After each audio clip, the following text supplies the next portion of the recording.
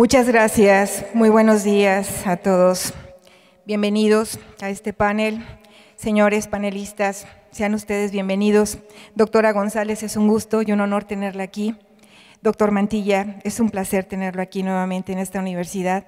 Licenciado Castellanos, qué bueno que nos acompaña esta mañana. El tema que vamos a revisar es un tema de profundidad, es un tema que nos preocupa a todos como comunidad educativa. ¿Cómo están enfrentando las instituciones de educación superior las nuevas tendencias de educación? Lo que haremos es establecer una postura inicial, tal vez de un par de minutos máximo, para después concentrarnos en un diálogo entre nuestros panelistas. Y dejo ahorita en el aire el siguiente cuestionamiento. Señores panelistas, ¿qué características principales deben contener los modelos educativos para que respondan a la realidad y las exigencias de los procesos de enseñanza-aprendizaje a nivel universitario? Me gustaría que empezáramos con nuestra dama invitada, la doctora González. Adelante. Muchísimas gracias.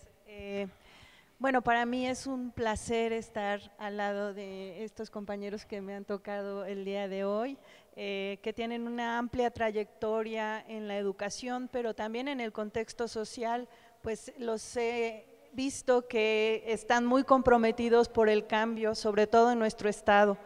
Y bueno, eso es de agradecerse. Muchísimas gracias, ingeniera.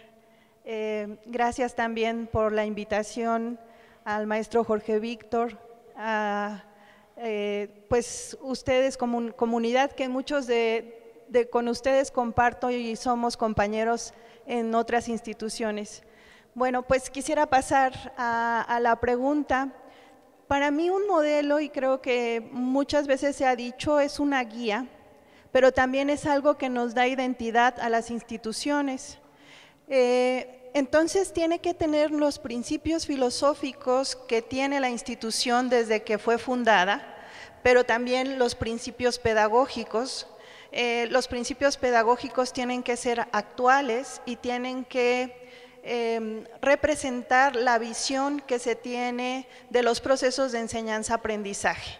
Pero también tiene que tener algo en donde todos nos veamos en ese modelo, es decir, tanto los estudiantes como los académicos, pero también nuestras autoridades y los trabajadores.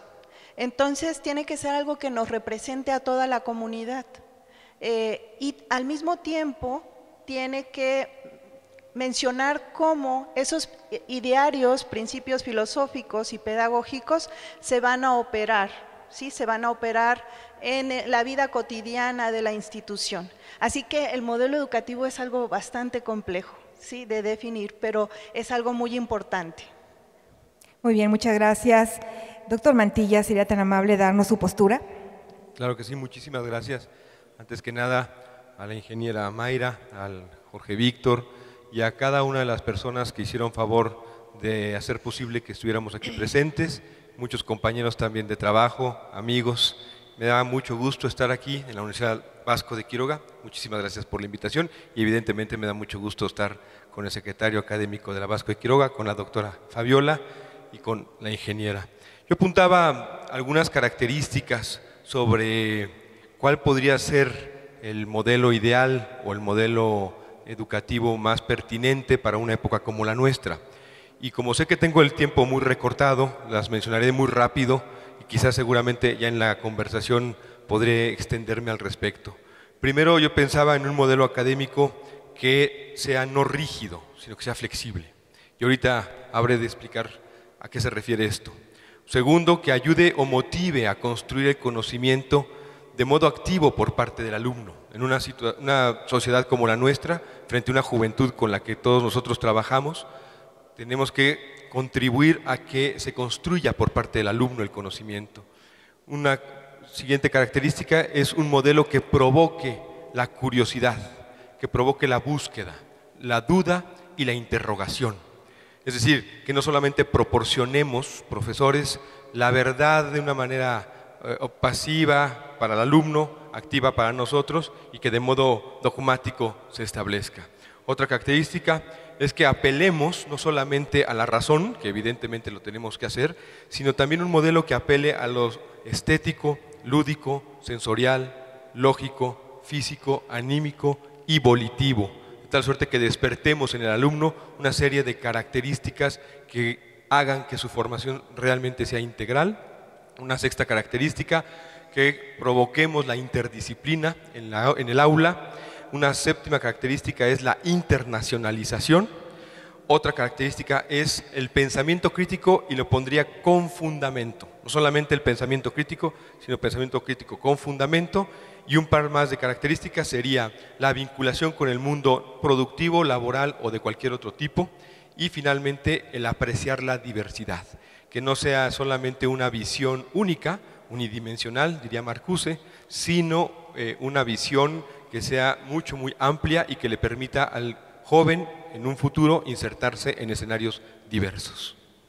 Muchas gracias, doctor. Sin duda se nos va complicando el tema, ¿verdad?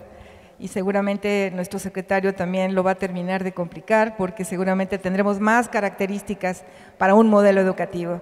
Licenciado Jesús.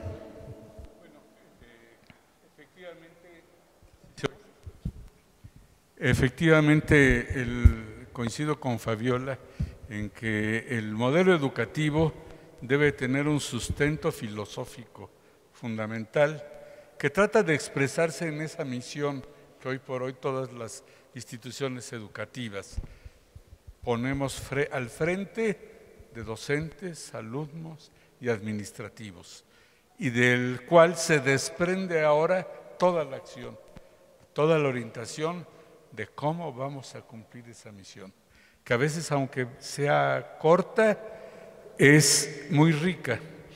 Y igual como dice Roberto, nosotros tenemos que estar logrando un desarrollo integral de la persona.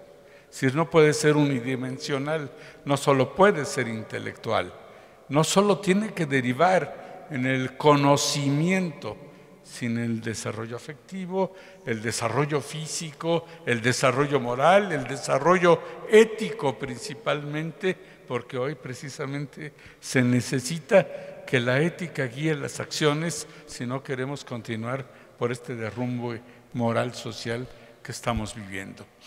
También necesitamos que, bueno, desde el punto de vista, al menos de nuestra universidad, con compromiso social.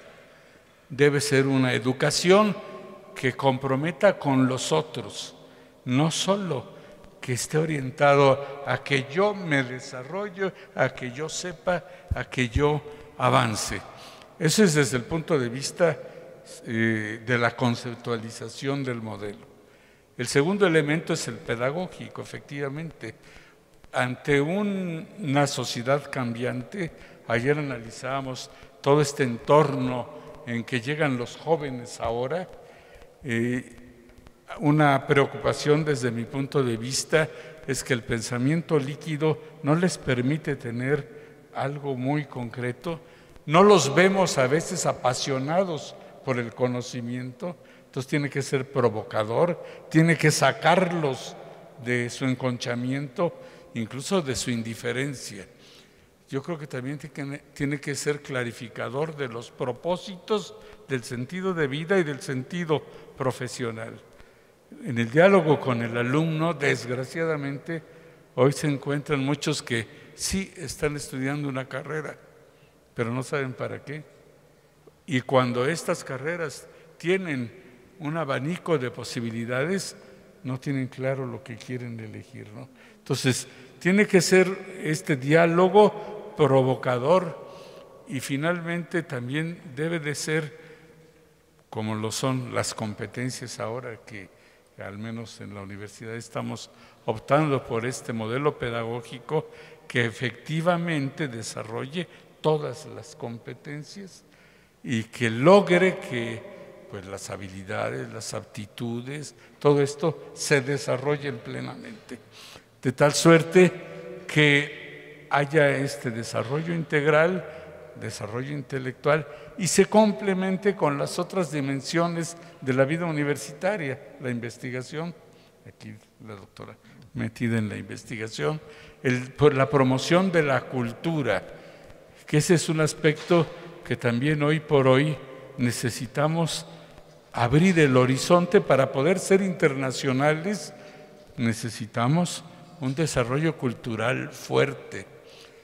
Y por otro lado, desgraciadamente, hoy por hoy la universidad también tiene que suplir las deficiencias que vienen del proceso educativo previo, pues desde la primaria, ¿no? Como comunicador, pues es un drama encontrar que los alumnos no saben ortografía, no saben redactar, etcétera, etcétera. Entonces, todas esas habilidades hoy son de suplencia en muchos casos de los huecos que hoy vienen. Y al mismo tiempo tener metas altas. Ayer precisamente comentábamos que a veces tenemos que atender a los que vienen más bajos, pero no podemos abandonar a los que vienen altos, ¿no? Entonces tiene que ser en ese sentido flexible y exigente, ¿no? Porque si no, pues nos quedamos en la medianía.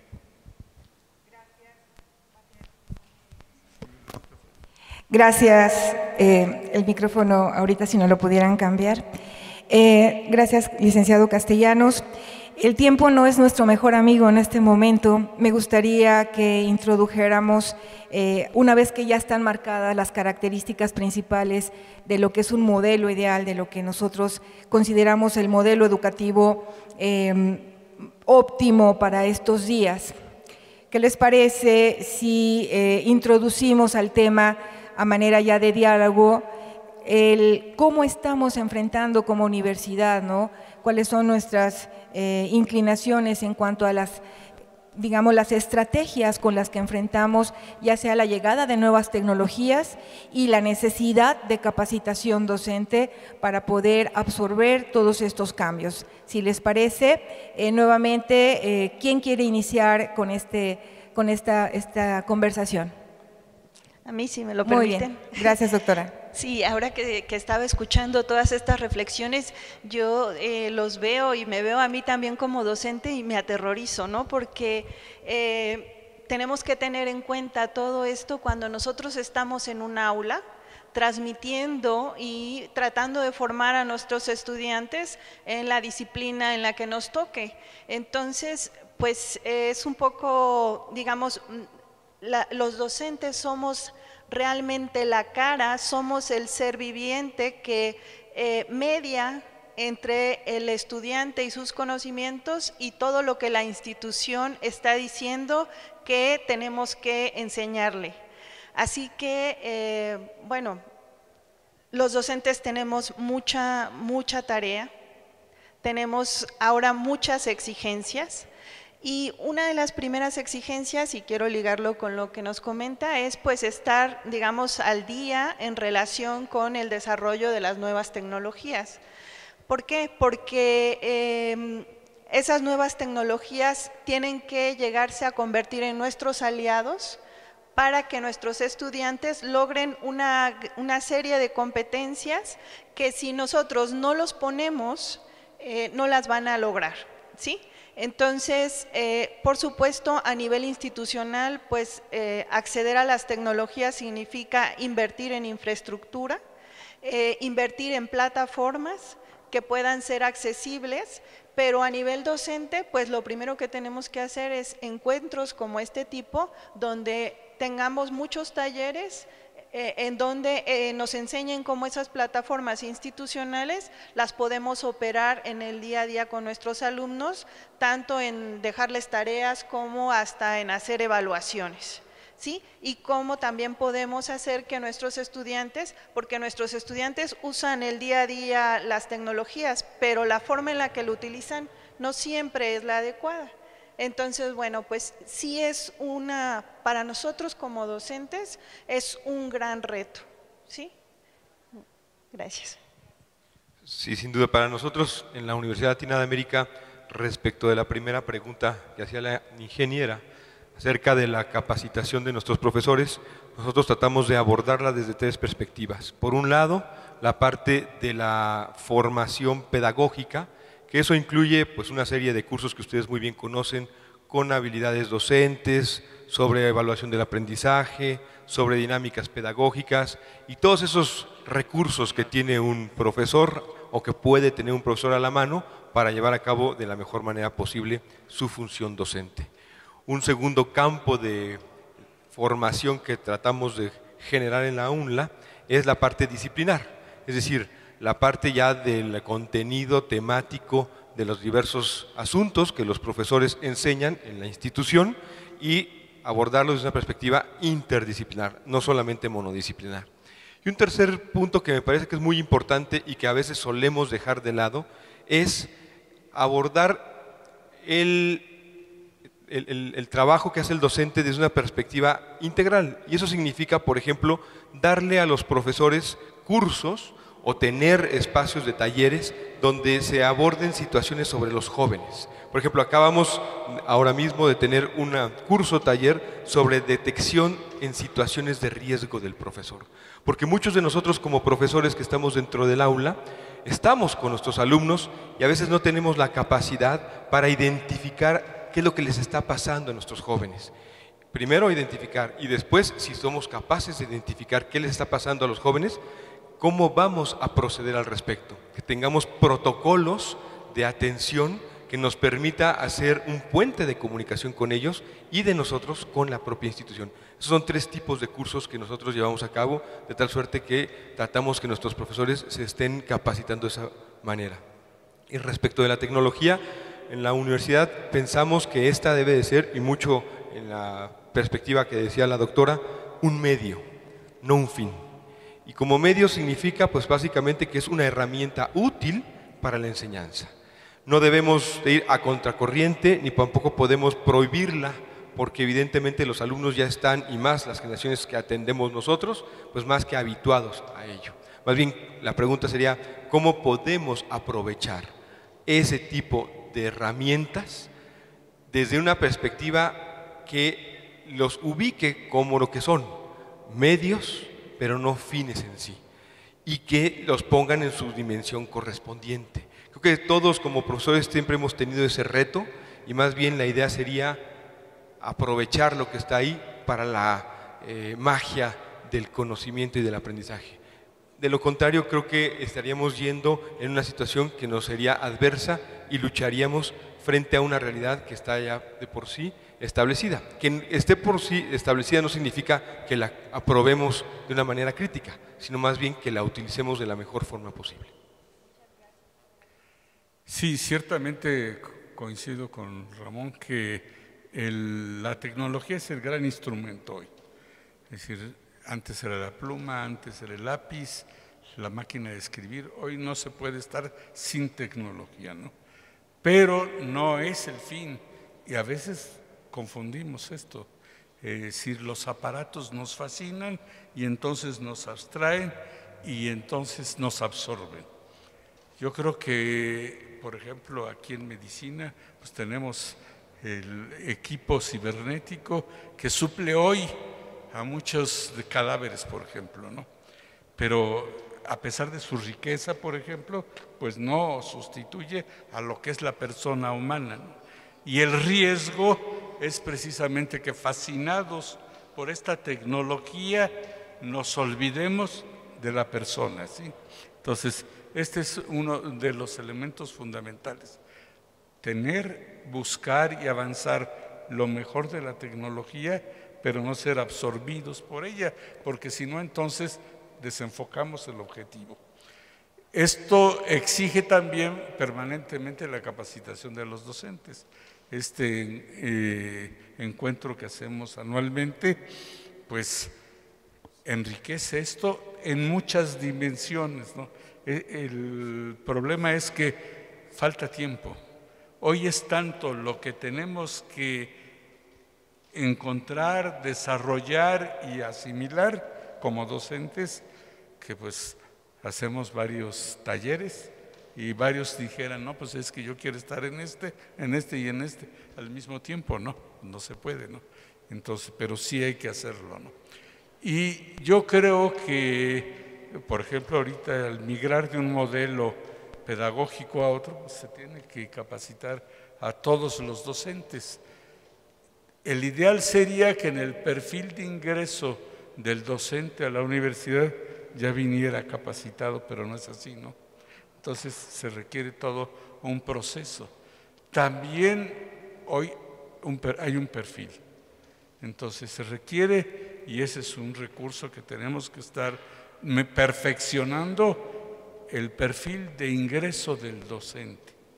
¿Para qué? Para que pues, logremos tenerlo rápidamente incorporado a lo que señalamos anteriormente, al modelo educativo, ¿no? Ahora que dice el maestro José Jesús este asunto del perfil de ingreso, me provocó que en materia de tecnología, creo que tendríamos como instituciones educativas que trazar quizá la ruta en materia tecnológica acerca del perfil de ingreso, permanencia y egreso respecto a las tecnologías, acerca de qué queremos que el joven durante el tiempo que esté con nosotros pueda aprovechar de esas tecnologías de tal suerte que vayamos desarrollándole en él habilidades y destrezas tecnológicas que cuando egresen pues les permitan a ellos ser mejor profesionista en el uso de esas tecnologías.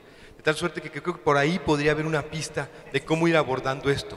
De tal suerte que las tecnologías sean una de las varias pistas transversales que vayan alimentando la formación de nuestro joven y que por tanto le incorporemos dentro del proceso formativo y que no lo veamos, porque creo que ese es el problema que a veces hemos tenido, como que el proceso formativo está aquí y de pronto por acá están las tecnologías y cómo hacemos que empaten una cosa con la otra o cómo hacemos que estas se sigan rechazando respecto de esto, ¿no? Más bien abordémoslas integrándolas, pero desde una perspectiva de perfil, ingreso, permanencia y egreso. Bueno, yo creo que ellos ya vienen tecnologizados, los jóvenes hoy, pero vienen mal enfocados en el acceso a la tecnología y corremos el riesgo de que vengan enajenados por el uso de la tecnología y uno de los problemas desde mi punto de vista es que impiden la concentración en aquello a lo que deben enfocarse por la fascinación de lo que la tecnología les da, porque atrae, fascina, en algunos casos hasta hipnotiza, ¿verdad?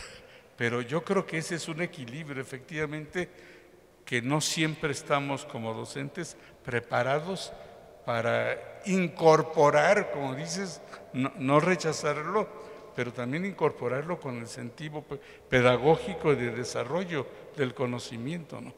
Porque si no, se van por otro camino.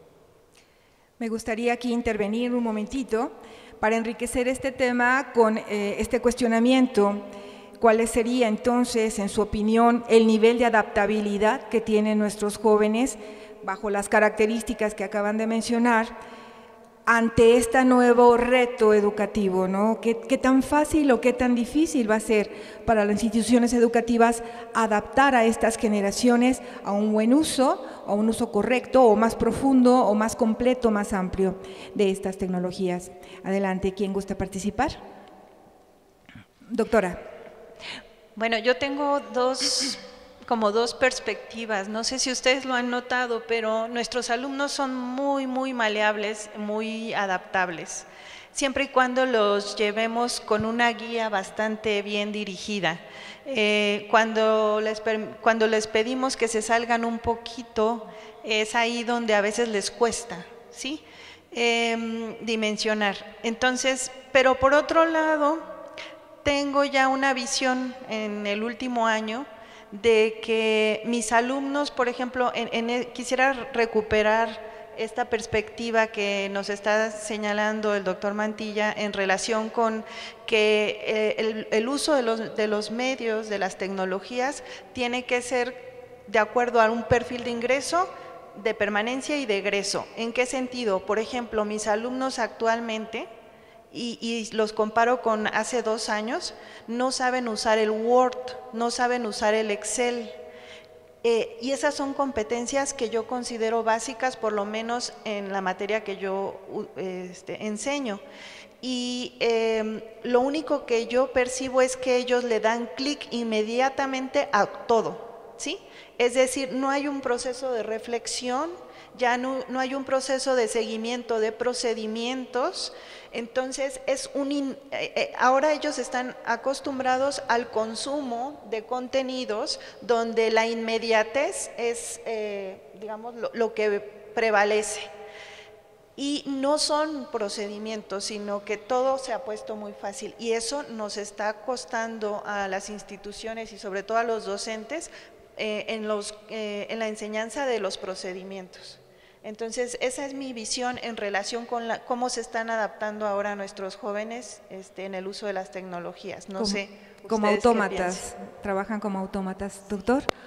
Sí, pensaba yo en el rol que tenemos como profesores, porque también tenemos que pensar en esa parte de la ecuación cuando uno piensa también en el alumno. Y hablando de tecnología y la capacidad de adaptación de ellos, si pensamos que nuestros alumnos tienen diferente tipo de concentración, porque es cierto, ya no se concentran como nos concentrábamos nosotros, pero parece que se concentran más cuando están frente a un objeto tecnológico, pues quizá el reto sería, para provocar esa capacidad de adaptación, utilizar esa tecnología y yo diría salir al encuentro con el alumno, como diría el Papa Francisco, salir al encuentro y tratar de generar o establecer actividades pedagógicas o docentes utilizando esas herramientas tecnológicas que los enganchen con la materia y con los objetivos de la disciplina que se traten. Es decir, despertar, por ejemplo, la curiosidad de la materia con las tecnologías. Ahí el reto de nosotros será dejarle algún tipo de actividad pedagógica que inclusive utilizando esa tecnología hagan uso de ella para que despierten esa curiosidad de la materia. El chiste será, de nuestra parte, provocar preguntas, cuestionamientos, actividades, dinámicas, que haga que ellos borden en torno de ello. Desplegar un conocimiento significativo para su realidad, para su edad, para su visión y que también puedan utilizar, si es que así lo desean, las tecnologías. O estimularlo para la búsqueda del conocimiento, estimularlo para el aprendizaje de los saberes, para el encuentro de la verdad. Que no lo vean como algo ya dado, sino que nosotros mismos le digamos, encuéntralo tú, obviamente bajo una orientación y una serie de marcos referenciales imprescindibles, entre ellos los éticos que bien decía el maestro José de Jesús.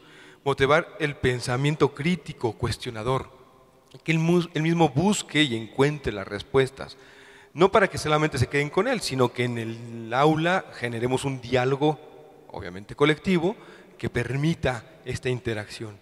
Guiar y mostrar una base humanista en la parte del conocimiento técnico que estemos enseñando y finalmente contribuir, y esto es muy importante, a buscar marcos referenciales donde hallar la verdad, lo bueno, lo correcto, lo inadecuado, inclusive utilizando esas tecnologías, porque sabemos muy bien que el universo es tan amplio, tan dúctil y tan escurridizo, el de las tecnologías y lo que se encuentra ahí dentro, que tendremos también nosotros que más bien utilizar el conocimiento, el saber y la dinámica pedagógica para que eso que se encuentre se coloque en su respectivo lugar.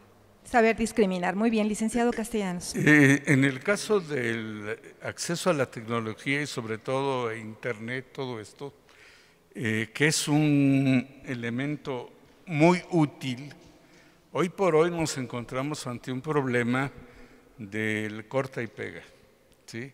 Porque nosotros los podemos enfrentar a los temas y conocimientos, pero falta esa reflexión crítica, ese análisis, esa asimilación.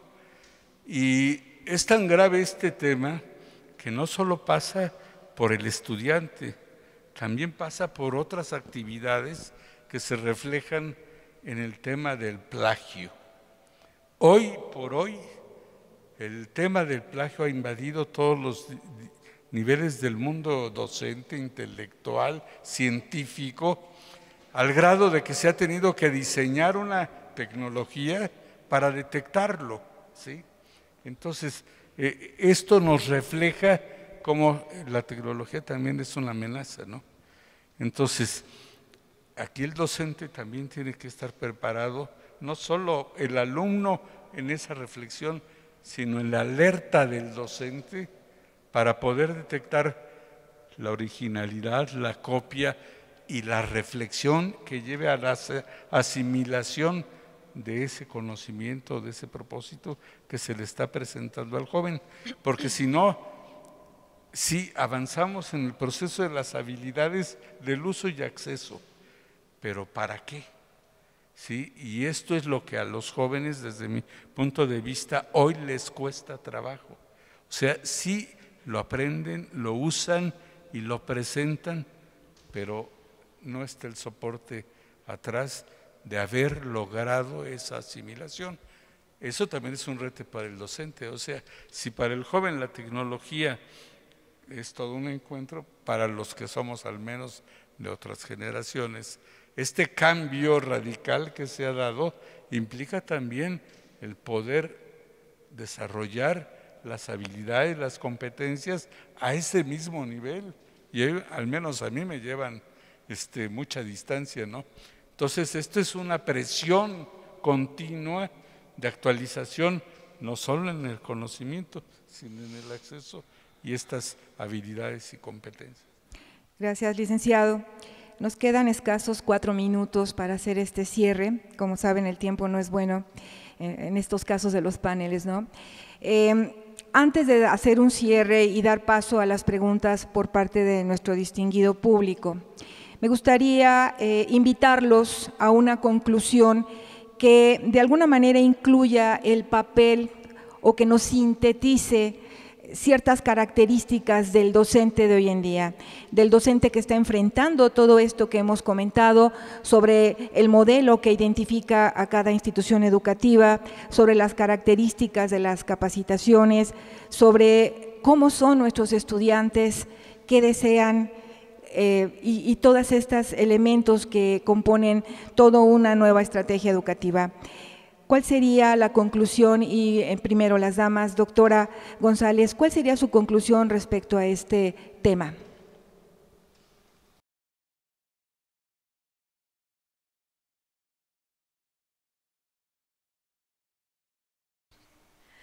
El docente tiene que tener un perfil, pues, digamos, bastante completo.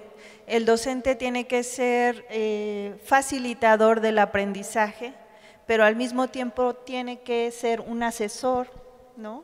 En los momentos en los que el estudiante se encuentra con una barrera entre el conocimiento y su aprendizaje, tiene que ser también un tutor, ¿sí? Porque ante esta complejidad de nuestro alumno, que además, pues como hemos señalado aquí, pues tenemos una visión ya de un alumno completo, ¿no? Conociéndolo desde su parte, pues sus necesidades biológicas, emocionales, de aprendizaje, sus necesidades sociales, de desarrollo social. Entonces, tiene que ser además un tutor, tiene que ser un gestor del conocimiento, es decir, ponerlo en contacto con conocimientos que están de avanzada, ¿sí?, en los campos científicos, y tiene que ser al mismo tiempo un evaluador del aprendizaje, que es la parte más fea, ¿no? Entonces, pues sí tenemos que ser seres humanos con este perfil pues bastante completo para poder ejercer una buena función en el ámbito docente. Muchas gracias, doctora. Gracias. Doctor Mantilla, ¿qué opina de este tema? Evidentemente hay muchísimas características que uno podría ahora mismo detallar respecto de cuál debiese ser el tipo ideal de profesor frente al alumno que queremos. Y yo, más que referir cada una de esas características, las sintetizaría en una en particular, que haya o no tecnología o nos ubiquemos en cualquier época de la historia de la humanidad, sigue siendo, creo yo, la fórmula perfecta, y que tiene que ver con educar con el ejemplo. El profesor tiene que seguir siendo un ejemplo de aquello que quiere que su alumno sea. Y en la medida que uno pida a su a su alumno un tipo de desempeño, de resultado, de actitud, de disposición, pues el profesor tendrá que empezar consigo mismo.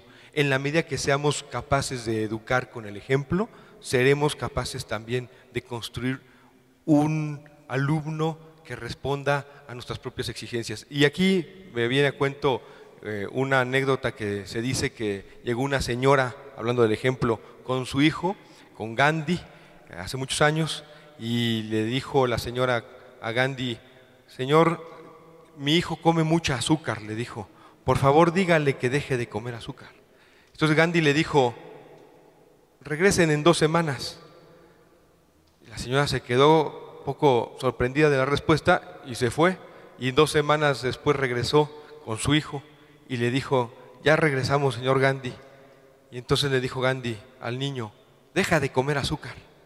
Entonces la señora se quedó: oiga, hace 2 semanas yo vine y usted me dijo que regresara aquí y me acaba de decir algo así, ¿por qué no se lo dijo antes? Y le dijo: es que antes yo también comía azúcar. Muchas gracias, doctor.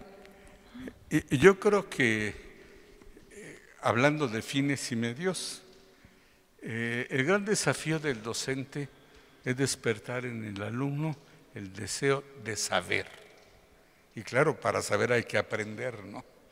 Entonces, en ese sentido, yo creo que el usar todos los medios tecnológicos, pedagógicos, etcétera, del mismo ejemplo, finalmente tiene como sentido el deseo de saber, esa curiosidad permanente, pero no morbosa, sino de integración de la propia persona. ¿Cómo lograrlo? Pues es precisamente utilizando todo esto, ¿no? ¿Por qué? Porque a fin de cuentas hoy se ha insistido mucho que lo que les enseñamos a los muchachos hoy en muchos campos no les sirve para mañana, por el avance del conocimiento. Entonces finalmente hay que darles las bases, los instrumentos y el camino. Pero cuando hay camino es para un fin, para llegar a una meta. Entonces, así como se habla hoy para el desarrollo de la persona de el sentido de vida, también debe de haber un sentido del conocimiento, ¿sí?